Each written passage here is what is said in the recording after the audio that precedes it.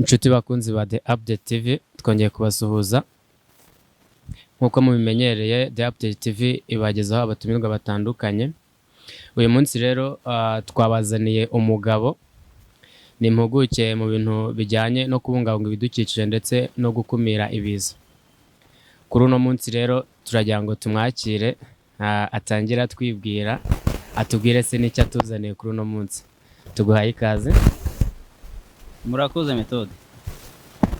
Reka atubwire se niba ari impuguke mu bintu bijyanye no gukumira ibiza, ese kuri uno munsi noneho n'icyo atuzaniye. Murakoze cyane. Nitwa Ndayisaba Jean Claude, ndi umwe mu bantu b'inzobere cyangwa se ndi umwe mu bantu bazi ibijyanye no gukumira ibiza mu Rwanda ndetse no kubungabunga ibidukikije. Uyu munsi ndifuza ko tuganira kugira ngo tubwire abantu ibintu bimwe na bimwe bafitiye impungenge cyangwa se ibyo batuye bazi ariko bakaba babizi nabi, ibijyanye n'imikoreshereze ya gaze ndetse n'uburyo ishobora guteza inkongi y'umuriro no gutwika abantu nk'uko twagiye tubyumva rimwe na rimwe mu Rwanda. Arakoze cyane. Ati tugiye kureba uburyo bw'imikoreshereze ya gaze. Byumvikane yuko ikiganiro cyacu kigiye kwibanda kuri gaze. Yego, ni gaze zo guteka. Umuntu ashobora kumva ese ngo gaze zo guteka, akumva se gaze iteka gute, se gaze ubundi ni iki? Wasobanurira abanyarwanda batabizi, hari n'abantu badukurikiye bari mu cyaro, twasobanurira se gaze ni iki, ikoreshwa ite, kugira ngo dutangire ikiganiro umuntu azi ngo tugiye kuganira ku ki. Urakoze cyane. Gaze ugiye kuyisobanura ubwayo ntago ari gaze, ntago ari ikintu, ni ikintu kimwe ariko kiva mu bindi bintu, nk'uko abanyamahanga bayita ngo ni LPG cyangwa se liquid petroleum gas. Ni produit cyangwa se ni ikintu kimwe kiva muri cya kindi twita petrole. Nk'uko habaho essence, hakabaho kerosene, hakabaho mazutu, hakabaho na benzene. Na gaze rero ni kimwe mu bintu bigize petrole ariko cyo gikoreshwa mu gucana cyangwa se guteka ibyo kurya. Ati gaze ni kimwe mu bintu bigize petrole ariko nanone gikoreshwa mu bijyanye no guteka ibyo kurya. Ese nyakubahwa Jean Claude, muri aka kanya abanyarwanda benshi barimo kumva ku makuru ngo ahantu runaka gaze yaturitse. Duherutse kumva downtown ahantu hitwa Samsara harahiye, mu minsi yashize nanone Fantastic mu mujyi harahiye. Ese ni ikihe kintu umuntu ashobora kuba yakora kugira ngo yirinde iyo nkongi y'umuriro mbere y'uko iba? Niba ngiye gutekera kuri gaze, ni iki nshobora kuba nakora? Ni ibihe bintu nshobora kuba nakora kugira ngo iyo nkongi y'umuriro nyirinde mbere y'uko iba? Urakoze cyane The Update. Ibintu ushobora gukora ni ibintu bitatu kandi buri wese yabikora. Ibyo twabonye buri muntu wese n'uri mu cyaro n'uwahehe n'ubushobozi buke ashobora gukora ni bibiri. Ikiyongeraho ni icya gatatu gishobora gukorwa n'abantu bafite ubushobozi, navuga ngo bwigiye hejuru ho gatoya. Ikintu cya mbere, ukinjira mu gikoni cyawe ubanza kumva kuko gaze irahumura. Gaze irahumura iramutse yagize fuite cyangwa leakage cyangwa se yanyuze ahantu itagombaga kunyura yakwiriye mu cyumba, ugikingura igikoni cyawe urayumva ibihumura. Icyo ni kimwe. Ucyumva ihumura rero cyangwa se idahumura, hari n'ubwo ishobora kuba ari nkeya ntiguhumurire ngo uyumve n'amazuru. Mu gihe udafite ka gakoresho twabonye kitwa gaze detector kari bakwensitariye mu gikoni cyawe, mu gihe nta karimo ari igikoni giciriritse, utayihumuriwe, icya kabiri ukurikizaho mbere y'uko ucana, mbere y'uko wegera gaze yawe ngo ujye gushyiraho umuriro cyangwa ujye gushyiraho ikibiriti, ni ugukingura amadirishya y'inzu cyangwa y'igikoni cyawe kugira ngo ya gaze niba ishobora kuba inarimo yakoze habaye leakage nkeya, ya gaze irimo isimburane, ugikingura ihita isohoka, ihubirana n'umwuka nanone wa oxygene uvuye hanze mwiza cyangwa muzima twe duhumeka, uyu duhumeka uza mu cyumba nawo kuko ushaka ahantu wajya. Ya gaze ihita isohoka kuko nayo mu mwuka igahubirana n'undi mwuka nawo ushaka kwinjira ukwinjira. Bivuga ngo cya cyumba kigomba kuba gifite ahantu gisohorera naho kinjiriza umwuka. Bishobora gukorerwa ahantu hamwe mu idirishya rimwe cyangwa se umwanya umwe, yego, ariko ntuzibarirwe gukingura umuryango cyangwa se umuryango n'amadirishya y'igikoni cyawe kugira ngo winjize umwuka mwiza cyangwa muzima mushyashya, kugira ngo usimbure wa mwuka wari usanzwe mu gikoni mubi cyangwa se uvanzemo na ya gaze yagize leakage. Icyo ni kimwe. Ibyo ni ibiri tumaze kuvuga ari ukwita icya kabiri. Ka gakoresho uramutse ugafite ari igikoni kigari cyangwa se igikoni kigezweho, ufite ka gakoresho twabonye bakwenstarira mu gikoni cy'abantu bacuruza gaze baratugira natwe turatugira, turaza kubibona mu kanya. Ukinjira mu nzu, ukinjira mu gikoni mu gihe habayeho leakage karasona, kaba gasona nka televiziyo kagera ku gace k'amasegonda 5 utabikosoye cyangwa udakinguye kugira ngo ya gaze isohoke, kabonyera kagasona ntigaceceke.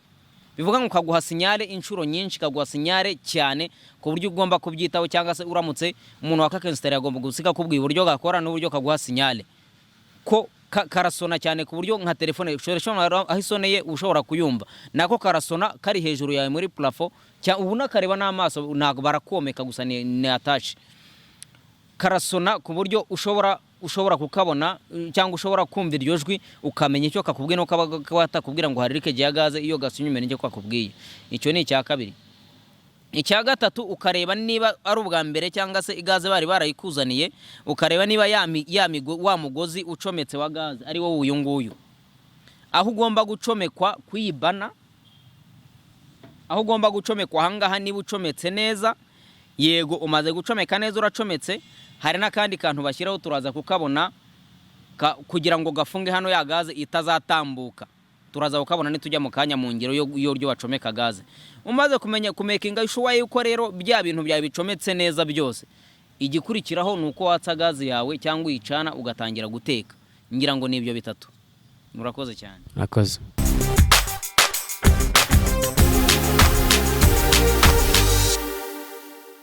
Nk'uko rero twari tubabwiye, tugiye gukomeza ikiganiro cyacu na pratique, batwereke ese ni gute gaze icomekwa neza kugira ngo itaza kubasha guteza inkongi y'umuriro, ese ibice biyigize uburyo icomekwamo ni ibihe, kimwe ku kindi tubireba hamwe n'uwo nakwita umutekinisiye wabyo, impuguke muri byo. Murakoze. Ngira ngo tugiye kubanza kwira icupa rinini y'ibiro 12 ni kimwe n'ibiro 25 ni kimwe n'ibiro 50. Hose hajyaho iyi regrete ifitemo uduce dutatu mu mbere, no kugenda udashobora kutubona na kamera. Ifitemo kano kameze nk'agashinge niko kamanuka kagahura n'akandi karimo hariya hasi mu icupa, bikabona gutanga uburenganzira kugira ngo ya gaze irimo hariya izamuke inyuraha ihinguka ahangaha ariho turi bucomeke mwitiyo. Ikagira nanone iki twakwita ingufuri ya regrete, irafunga igafunga ikazenguruka igafunga neza, igafunga mu icupa ku buryo idashobora gucamo. Bivuga ngo iyi regrete turamutse tuyishyizeho gutya tukayitereka ku icupa gusa ibifashe ariko idafunze, kuyivanaho uhita uyivanaho. Ariko uramutse uyishyizemo gutya warangiza urafunga regrete ntishobora kongera kuvamo. Ibyo ni bibiri. Icya gatatu, mu gihe ugiye gufunga umugozi ku icupa ryawe, ucomekamo uyu mwanya muri regrete ukayicomekamo hano. Warangiza aka kantu ni ingenzi ntagera abantu bakayirengagiza. Aka kitwa koriye, ni icyuma ushobora gushyiraho n'aka plastike, ariko wagafunga ku buryo nta mwanya uri busigaremo hagati y'aka kantu gasohokeramo gaze n'iyi tiyo gaze inyuramo. Ugacomeka bigafata, n'ubirafatanye yego, ariko kugira ngo umekinge sure cyangwa se umenye neza yuko bya bintu bifatanye, nuko ufungisha iyi koriye igafunga ikagenda igafata rya cupa, igafata kagatiyo ikongera kagafatanya n'itiyo yindi ya plastike cyangwa flexible, bigafatana neza bikanywana. Warangiza ukabona gucomeka regrete yawe ku icupa, ukabona kuyicomeka ku icupa regrete ukayicomekaho. Wamara kuyicomekaho ugafunga, ubu irafashe neza kandi irafunze. Hanyuma imaze kurangira, mu gihe ari ubwa mbere ugiye gukoresha gaze, urongera ukazenguruka kuri wa mugozi nanone uhingukira ku icupa ku mashyiga, nawo nguyu uva hariya ku icupa ukanyura ahandi hantu hariho hose. Warangiza niba atari direct uteretse ku meza cyangwa kuki, warangiza ukongera ugahinguka hano inyuma, ugahinguka kuri ya mashyiga. Wahinguka kuri ya mashyiga naho hariho akantu kameze nk'aka kandi twamanye kuri regrete, ukongera ugacomeka muri wa mwanya kugira ngo ya gaze izinjiremo neza. Wamara gucomeka yagerayo, ukibuka ko yakoriye nayo ihari kugira ngo ifatanye ya myanya, ukayishyiraho nayo ukayifunga koriye igafunga neza, ukumva ko koriye ifashe ka kantu hatanyeganyega ku buryo nta mwuka ushobora gucamo, ko gaze no mwuka. Bivuga ngo utu dukoriye tubiri tw'icyuma cyangwa se twa plastike bitewe n'utwo ufite ni ingenzi, bishobora gutuma ya gaze idashobora gusohokamo hariya mu icupa, ishobora gusohoka hariya mu icupa itanyuze inyuma, ariko yagera hano igiye kwinjira mu ishyiga ikanyura inyuma, ariho ya fuite igenda iba ya gaze igakwira mu cyumba ikaba ishobora guteza inkongi. Impamvu rero inkongi ishobora kuba bitewe na ya gaze nuko ya gaze imara gukwira mu cyumba igahumura, n'ubu ngubu irimo irahumura, nuko wenda muri kamera idahumurirwa, n'ubu gaze irimo irahumura kuko hariya twacometseho, ugicomekaho gaze irazamuka mu gihe itari yafunga, irahumura direct, n'ubu irimo irahumura hano. Bivuga ngo igituma rero inkongi iba niki, nuko ujya gucana ikibiriti, ugacana ikibiriti ya gaze nayo irimo iratembera hano mu cyumba mu gihe utakinguye amadirishya kugira ngo wa mwuka wa gaze usohoke, umwuka muzima cyangwa mwiza wo guhumeka winjire, bibisikane. Mu gihe ucanye hano wa muriro ukazamuka ugaharona ya gaze nayo irimo itembera hano mu cyumba nyuma utakinguye amadirishya, direct umuriro uhita uzamuka ugatwika cya cyumba cyose, bikarangira na yanzu yose ihiye cyangwa cya gikoni cyose gihiye, nta yindi mpamvu. Iyi ni icupa ni ishyiga nitwa abandi, tugiye ku ishyiga ritoya bakunda gukoresha mu ngo cyangwa muri geto, abasiribateri reka bari ko mbita, rya rindi rito bavuga ngo ni ry'ibiro bitandatu, naryo rigira bana yaryo. Iyi bana iyo ugiye kugura gaze uyikuriraho mu rugo, ntuzanayikureho ntacyo, uzayiterurane n'ishyiga ryawe byombi ubijyane icometseho. Nugenda aho ugiye kugura gaze cyangwa bazayikuzanira bazayicomekeramo bo ubwabo, bayicomekemo bayifunge neza, yo nta manipulation nyinshi. Urayifunga kugera ubwo ifashe wumvisha ikomeye neza, ifunga igafata. Warangiza hano ifite regrete nayo uyifunguriraho cyangwa se ugafunga. Mu gihe wayikuriyeho ugiye gufunga, ugiye umaze kuyikuriraho rero uyikuriyeho, igikurikiraho ni iki? Urabanza ugafunga ya regrete ukayifunga, ukumva ko ikomeye imaze gufunga neza. Mu gihe imaze gufunga neza uvuga ngo ya gaze irimo hano ntago ishobora gutambuka, ni nk'ikimwe no kwimaze gucana nabwo wongera ugafunga kugira ngo ya regrete itaza gutambutsa ya gaze ikagenda imeneka. Umaze kuyifunga gafunze neza gakomeye, menya ko gafunze nta kindi. Ariko kugira ngo wirinde ibyago, numara gufunga gaze yawe ukumvishizemo, uzayifunge. Numara kuyifunga uterure rya cupa ryawe na regrete kano gatoya, birashoboka kubijyana udakira, nicyo gisaba gukuraho umugozi cyangwa utabiketorana n'amashyiga, ugaterura icupa.